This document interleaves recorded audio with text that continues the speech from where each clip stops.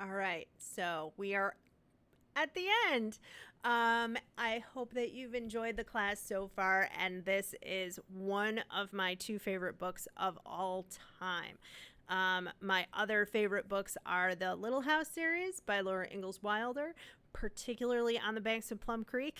I didn't teach those for this class because I've tried to teach that before, and it's in the middle of the series, and people had a hard time picturing the context, but it's a great series. So if you like Anne of Green Gables, you'll like that too.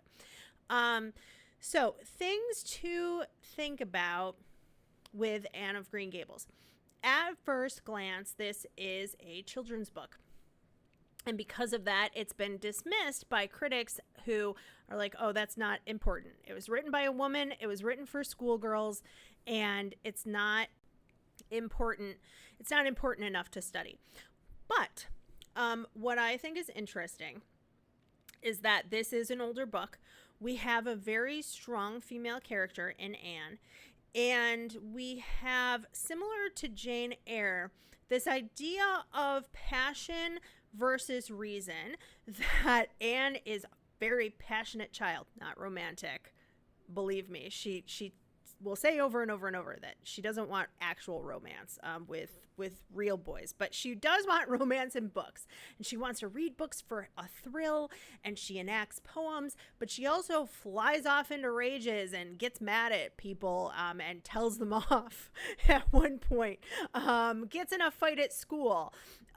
These are things that I think contemporary readers can really relate to. The thing about this book is that we're still in this spot where, because it is for children and adults, that was her intended audience, was kind of for both. But because we're in this spot that there should maybe be a moral message or that we should learn something. However, that is really secondary to the actual story.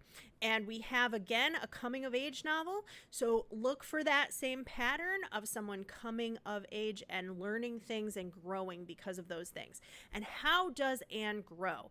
Well, education obviously has been a major theme in this class, and it's not any different in this book. But Anne is really bright and intelligent at the beginning of the book, and she loves to read, and she's a little bit behind in her class because she hasn't had formal schooling. But more important is the other education that she gets. So she does get formal education in two different teachers. We'll see which one of those works better. Hint, it's not the first one. So she does get a formal education in school, but she also has moral instruction from Marilla. She has love and support from different people in her life. She has later on some more moral instruction about spirituality and being a good person and helping people from a minister's wife. She has friends who teach her about how to act appropriately in social situations at times. And so it's this really this book is a little bit more gentle coming of age book. And I think that's a really beautiful way to end this class, to look at this girl who is completely isolated and alone and has been neglected and has been through trauma that we don't really fully hear about. And because of her natural joy and her imagination, she draws people in and she changes their lives, but they change her as well. So it's a very matriarchal society. It's a lot of women helping women, just like I talked about with Dietland.